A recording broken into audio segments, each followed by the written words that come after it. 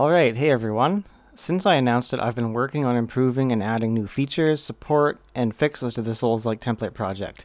I've since added bows with ammo, as well as multiple boss bars, and a game result widget, so like for winning a boss fight or death. So this video is primarily about support, and hopefully at least inspiration.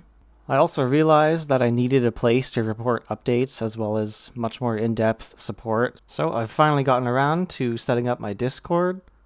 It still has yet to find its way, so to speak, but I figure at least it provides a centralized space for feedback and discussion. Every so often I go through the comments on YouTube Studio, and sometimes I'll see comments that it didn't even notify me about. Anyway, what we're doing here is making a free little demo game for the Souls-like template project. My hope is to make something like the demo mannequin level with a short stage with light side tasks like buttons and platforms, and at the end a boss. Because this won't be part of the actual project, it allows me to use assets that I couldn't have made myself, like environment kits, 3D models, particle effects, mostly graphical stuff. So I have these two environment packs, Modular Medieval Environment and Medieval Street Pack, both by Fresh Can. But the first thing I want to do is change the player character model. For that, I decided to finally try out metahumans. Pretty straightforward, but they really lag in the browser. If you guys want a full metahuman implementation tutorial, I'll do that, but as an overview, you need the Quixel bridge to import them from the Epic servers. Inside Quixel Bridge will be all the metahuman presets you can import straight into your project. If you want to make a custom one, you need to visit the website. I used the Christopher preset and removed all the clothing. You have to select sandals to get the feet included, which you can remove later. So here you can select the quality of the mesh and import. And the first time you do, you'll see this message appear. Just click Enable Missing. One issue I ran into when I set my own character to this mesh was that when I copied the hair over, it started behaving weird. It would disappear when the camera got close. The included metahuman blueprint comes with an LOD sync component, so that must be copied over as well, and that will fix this issue.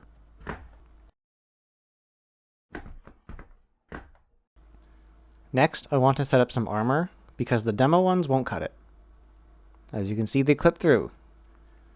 To change the armor meshes, head over to provisions/equipment/armor and change each individual item's skeletal mesh.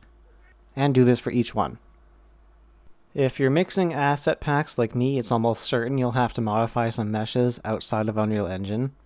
I've made it particularly difficult for myself since I'm mixing an Unreal Engine 4 skeleton armor mesh with an Unreal Engine 5 skeleton character mesh. Even using the built-in skeletal mesh retargeting, it wasn't great. And among all the things I tried, whatever the hell this is.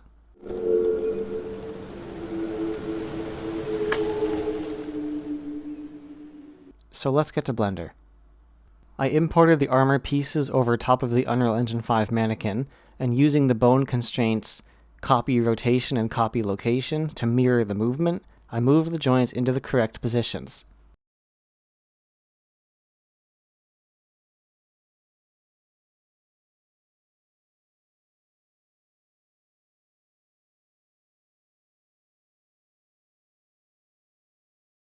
You can do this with the existing bones and apply the mesh modifier in object mode to reflect the pose back to the mesh.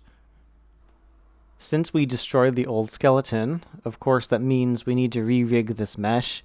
For now, I'm using automatic weights, but that's definitely not good enough for the final product. I spent hours getting it right later on.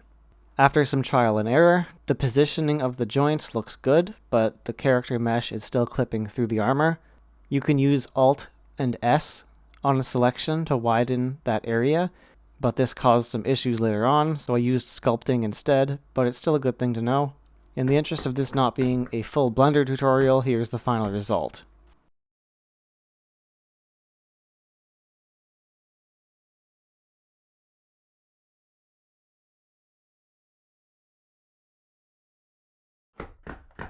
So now I've loaded this medieval village pack, and this really sets the mood a lot better than engine assets. Now we can actually get started.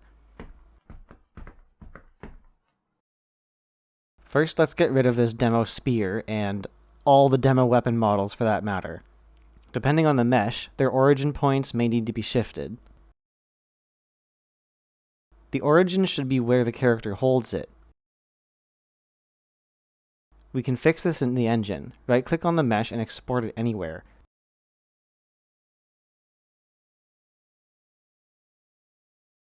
And then right-click, re-import with new file. In 5.5, we get this new button, re-import with dialog. So in there you can set the import translation. In this case I have to move it down, so I go with -100. That's a bit too far, but you get the point. If you're using a previous version of the engine, and the import details don't show up in the Details tab, locate the source file input and set that to your exported mesh. Once you've done that, click Re-import base mesh, and it will ask you to reset to FBX. And once you've done that, the import details will appear again, and then you can proceed with your import translation. Now we can change the weapon models.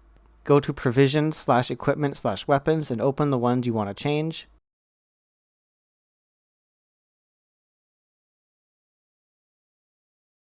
Of course, I'm using the spear I modified. Once that's done, just repeat this with each weapon. Next, I want to put a checkpoint here, so it should be in the Actors tab, but if not, it's in the Game folder. This is basically the bonfire, where the player will respawn and level up when they collect enough points. But this here is the demo checkpoint appearance. To change it, click Edit in Blueprint while it's selected, or find the blueprint in the Game folder, and in there you can just change the static mesh.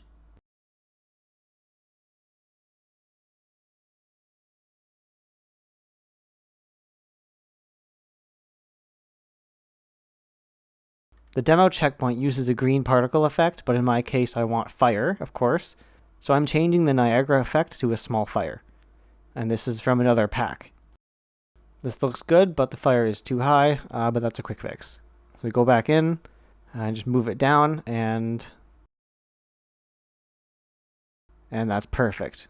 Next, you notice how the footsteps all sound like concrete regardless of what I'm walking on?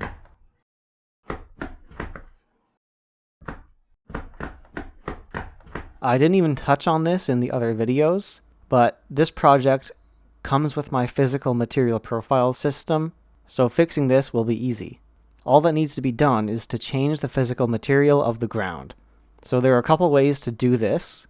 The simplest way is to just click on something in the viewport and scroll down in the Details tab and set the phys mat directly there.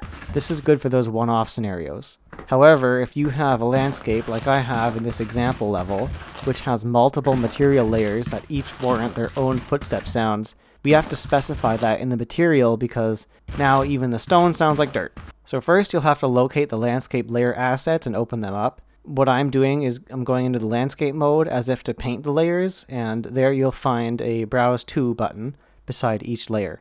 Once you've located them, it's pretty straightforward. Inside each is a physical material parameter, so we just assign that to the ones we want. But note, this will only work with physical materials in the PhysMat Interact folder. I'll show you how the system works next. But there we go, we've got a dirt sound and a concrete sound on the stone. So let's take a look at my PhysMat interaction system, because another thing you may have noticed, the footsteps still sounded like they're being made with shoes or boots despite having no armor and being barefoot. We can change that dynamically. So this system is all about preset profiles for humans, animals, monsters, etc. Data tables make up preset profiles for each type of character. This allows me to make a new one for a human character without leg armor. Each one of these data rows represent materials and have a set of sounds tied to them. That is light, heavy, and jump, which would be like landing. And the only one I have to change is concrete, so just select the related sound cues for light, heavy, and jump. Now I can go into my player character, select the PhysMat Interact component, and then change the default profile to no footwear. Let's just test it out now.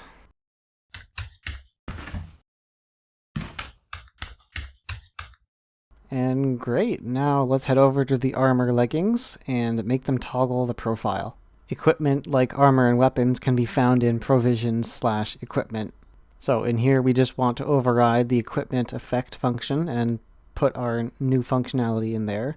By the way, if you plan on having many armor sets, I would probably suggest making a base class for legs and put this in there so every piece of leg armor would automatically have this functionality. So we just get the wearer character and then get the Physmat interact component from them. Then we set the Physmat data.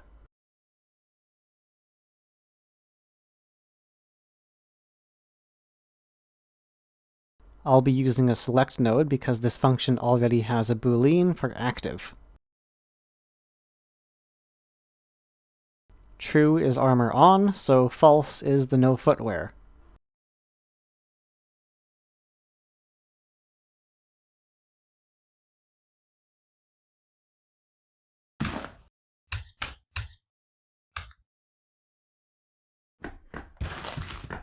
Alright, there we go. So we're done with the footsteps. Alright, now I can start adding enemies and items and stuff, so let's start with a nav mesh volume for AI.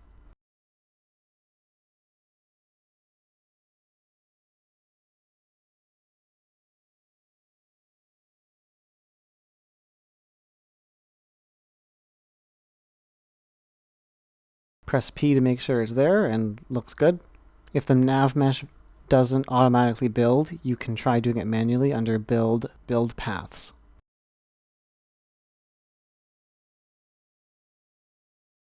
Don't mind the footsteps, by the way. I recorded this first and had to go back to do the no footwear stuff, so this is older.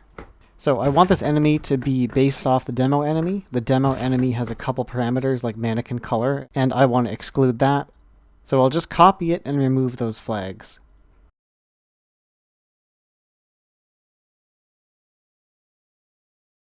So this knight enemy will be using the full Gothic knight mesh. Now, I did just re-rig the entire mesh, right? So I could just combine all the sections and have a complete knight mesh in the Unreal Engine 5 skeleton. But the thing is, you guys may not have had to do that like I did, so I'm going to show something new. I'll use the original knight mesh using the Unreal Engine 4 skeleton with dynamic retargeting, because the slight discrepancies in joint positioning won't matter as much, because there is no mesh underneath. So we can make a new mesh and attach it to the base mani mesh. Next, set the animation blueprint of that puppet mesh to this one that I have included. That is ABP player UE4 retarget. And then set your new mesh and set mani to not visible.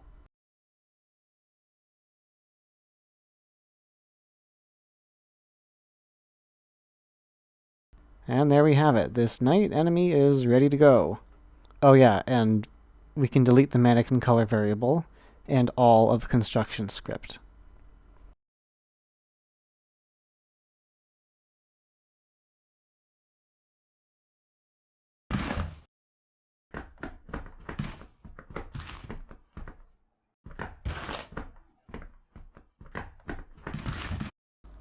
Alright, hey everybody. So, a bit of a time skip. A lot of what I've been doing is like level design, and it's not really related to, you know, the Souls-like template itself. So I've got the knight enemy. I was experimenting with red because they're kind of hard to see in this environment. So I just have to place some more enemies and some items and stuff like that.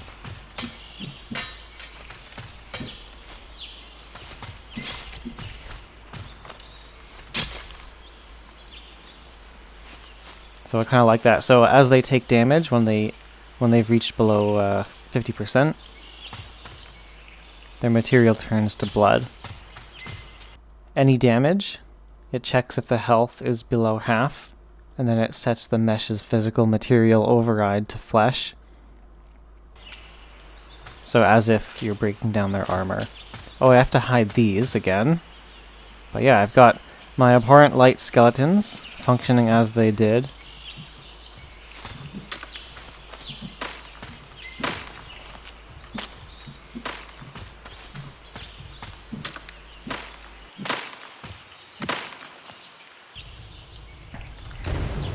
yeah, I got this guy. I had to animate him. Oh, I gotta tweak his physical material, and I gotta tweak his flinching behavior. So I'll show you the final boss guy up here. So he sees you and comes down.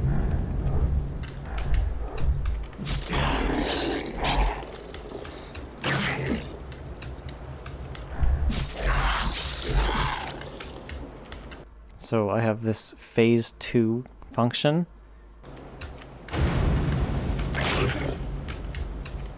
And I want to change his resistances. I'll do this. I'll do phase 2 resistance. Class. Let me map that to a float. I think I want like 95% or 90% fire resistance, and we'll drop slash down to something more normal like 40. I'll do 50 slash 40 and 40. And then poise will go back to 10.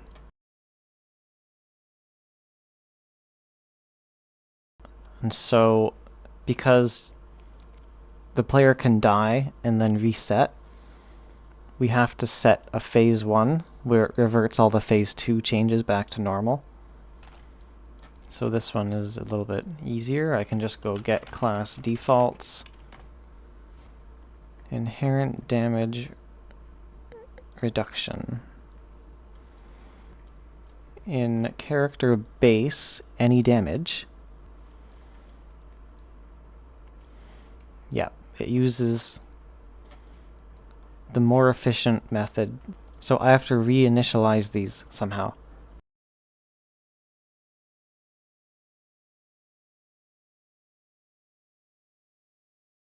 Which I can do here. I think I'll actually create a new event because I want to bypass this do once. And I don't want to remove it either. So I'll go just re-init damage values. And then I can also do this. So these, yeah, screw it, I'll just do both. So we just wipe the values first, and then it'll do its thing again.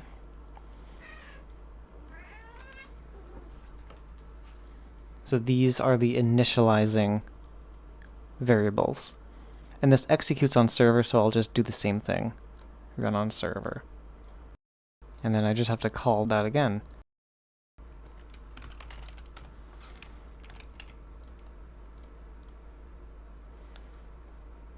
And then on reset, like I said, so this is an interface. So you call the event, and then you have to make sure you call the parent too. So right here I just put my phase 1. And that has everything in there that will revert it back to normal, as well as reinitiating the damage values. But, yeah, that should do it. Anyway, that's pretty much it. I will share the link. I'll just put this on Google Drive or something. I'll fix these few things up. I gotta do the video, and then I guess I'll see you then. As I continue to try to do these in-depth tutorial type videos, it becomes so much more evident every time that I can't cover everything. And so I would just say after this, let's just talk on Discord. If you have any questions on how to do things, just message me directly. Oh yeah. So part of the reason for this too is there's a sale coming up. 30% off. That's tomorrow today, but then should be today for you. It depends if I can get the video up. All the links and stuff will be in the description. Thanks for watching, and I will see you next time. Let me know what you want to see.